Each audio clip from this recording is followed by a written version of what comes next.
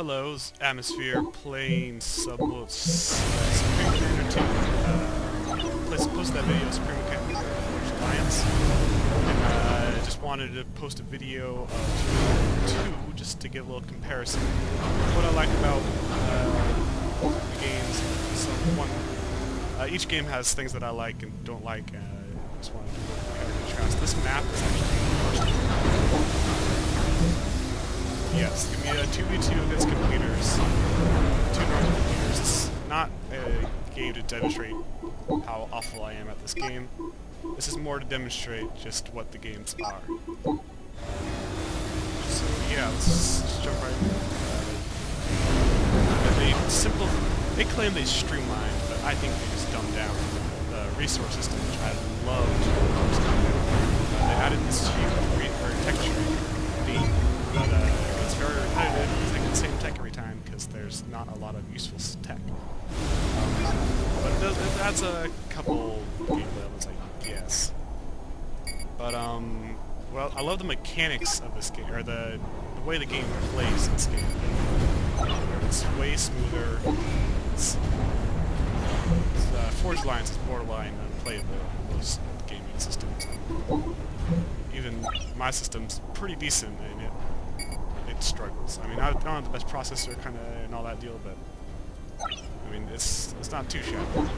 It struggles to play anything more than a 1v1 in that game. So that's a bonus to this.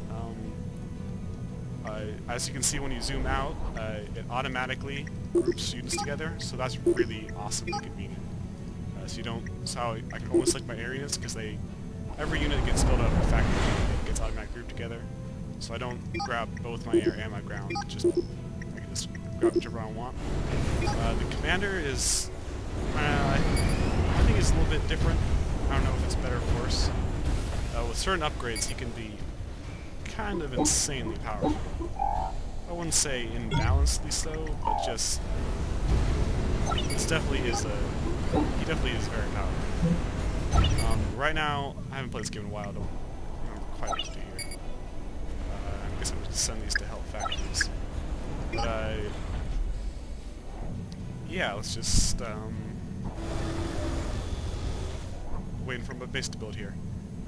My ally, he's gonna move out there. I guess I'll put that out there, and I'll move my air patrol to try and defend that area, I guess. All the patrol system, that's all the same, which is great because it's very. That's one of my favorite things about the game. Just patrol guys right out of the factory. Yeah, just waiting to engage something. This is another thing I don't like about this game as much. You can see how slow this game's starting off. Because the resources are so low, it's hard to just blitz right out of the gate. We're just going to cancel that and get another mass extractor. With Forged Alliance, you just, from the first second of the game, I mean, you're just going. Just building as many units as possible, and just blindly throwing them at the enemy. I do not have the best rally points right now. And see how I grabbed both these units and then set them somewhere, so now that they're in the same grouping, they'll automatically get a number, so I can quick select them. Also, I think the main problem I have with this game versus Forged Alliance is the unit selections. You get like 6 or 7 units total, and there's only one team of units. Whereas Forged Alliance, every tier has like as many units as there are in this entire game. Especially the areas. There's only 4 areas. Anti-fighter, anti-air, bomber, transport, and a gunship. And the transport doesn't really count that much. As you can see, I pumped out tons of fighters, so I will have complete air dominance right now. I'm actually going to cut that to try and save money.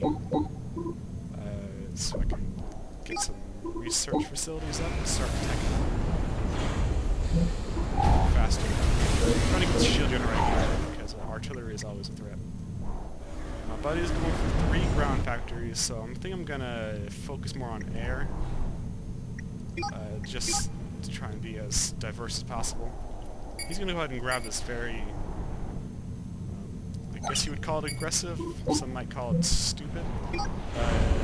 Mass construct right there because that's where all the battle's going to take place. And that's probably not going to be cost effective to take. So the AI is a little bit dumb in that way, but that's freaking ridiculous. I didn't help him with that, so I suppose. Yeah, he's kind of got a lot of units coming, so I'm going to pull my commander out here. Do I have enough for that shield? I'm actually trying to build an advanced shield right around here so that I can rally units under it and be safe.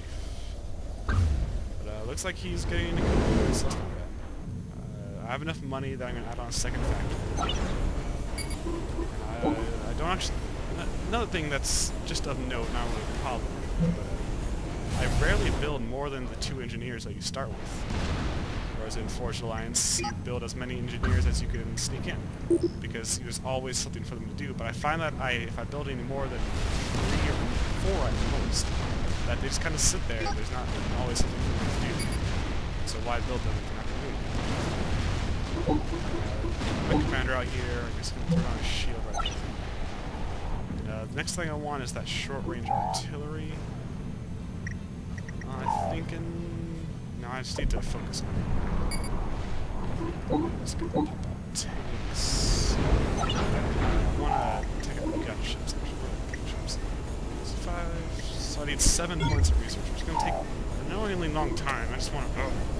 So in Forged Alliance, I can just grab a factory, just queue up tier 2, and just mass upgrade it, or mass assist it, so upgrade super fast, and I can have my gunships way sooner.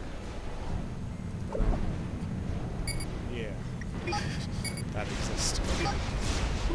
So now my forge shield up. Looks like we are gonna hold it. Ooh, that's kind of a lot of points.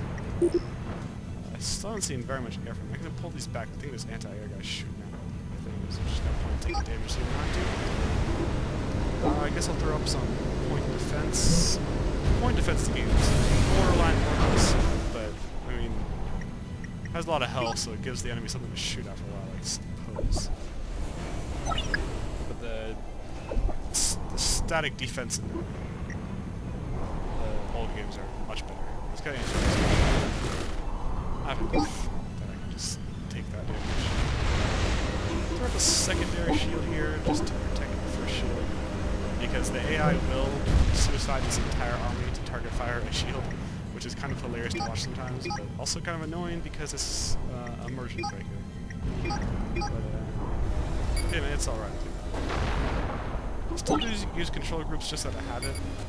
It's always good to use control groups. They're generally very useful. I'm going to go ahead and pull back my commander because there's no use in having him be at risk out there. Throw it on power generators just because I had nothing to do. I suppose I'll throw down another factory. See, by this time in Forged Alliance, I hate to compare it every 2 sentences, but I'd probably have experimentals out by now. I'm going to speed this game up. There we go. Probably have experimentals out by now. Around 10 minutes in. Embarrassingly long. It looks like they're going to make this effort here.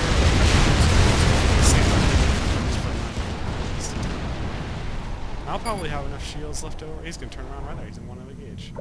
I just scared away something that has no feelings. That makes me happy. I'm proud of that.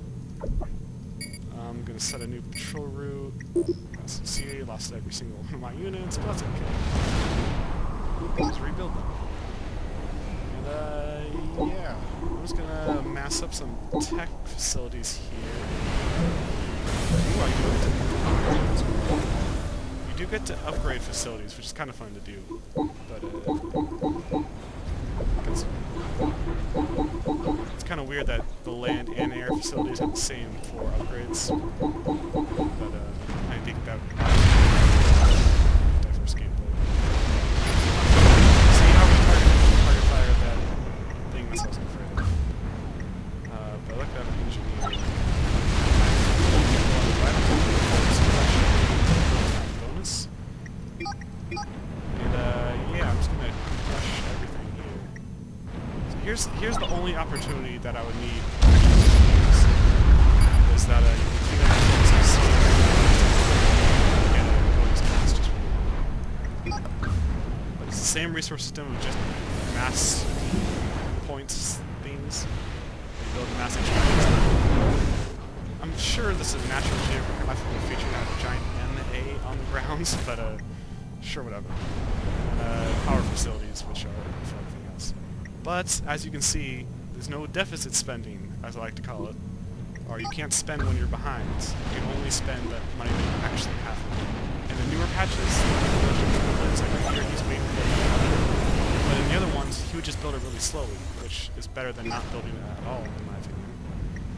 I actually have a good enough army right here. I'm gonna go push for the boat right here. And I should have gunships. Yeah, I should be able to defend it. High rolling the patrol route, whatever. Tons of tech. Ooh, boy. Let's get the resource upgrades. And that artillery. Short-range artillery. Long-range artillery is nice and all, but it's very expensive. Spending kind of money right now on something that's probably too much. Let's see what kind of range we have. So I want to cover that ship. Right about there. Other engineer. But he took up all the corpses. Douche. That corpse is stealing douche. Yeah, let's see what else is going on there. I haven't been paying attention too well. Yeah, gunships used to be insanely overpowered, but I do think developers actually follow this game once in a while, so they've been balanced somewhat. I don't like playing this game online at all, just as I don't like playing Forged Alliance online at all. StarCraft 2 is actually one of the few RTSs that I like playing. I definitely don't like playing RTS online. Because usually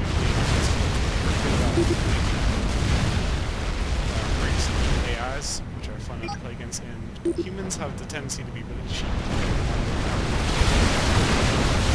Colossus. And, yeah, that gets boring after a while. I don't want to put myself through that kind of stress of trying to win out something that's not fair to win. But AI is, I don't know, because I'm a human elitist or something, because I just like being up. My mouse is like funky. It's a little bit over the last couple weeks. That's tons of research again. Weapon range. That sounds cool. Air units. Let's get a little health upgrade and a shield upgrade. That's pretty cool. Should shield my gunships, which are pretty darn hard. I'm just rallying all units to the front lines right now. Just system building. And what I do like, I've been complaining about this game a lot, but I do like this game because, I mean, look how easy it is for me to manage a full-scale battle with dozens of units. I mean, it's almost as much as Shogun 2, but it's not having units, just massive individual groups of units. You have in Shogun 2, you have groups of units, whereas in this game, you have individual units. It's just as easy to, if not easier, because there is a built-in latency, I guess you'd call it, delay, in the commands for Shogun 2, whereas this is very, very clean. The mechanics in this game are very clean. I do appreciate that. Get a little build time and build cost right there. And yeah, this is what you call a raffle stop. Keep pressing him, I guess. There's a lot of bad rally points, but it's cool. Yeah,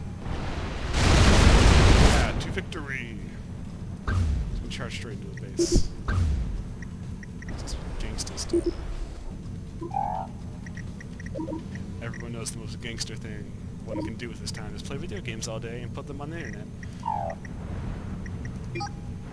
So yeah, Supreme Commander 2. It's got some good things to it, it's got some bad things to it. Overall, pretty decent game. It's probably pretty darn cheap by now. This price is $30, probably about $20. Pretty fun game. It's got some good noises, it's not as good as its predecessor. In a lot of ways. The fact that it's playable does give it some points there. So yeah, I was going to speed this game up and probably not talk too much anymore. Oh, my game sounds are too loud.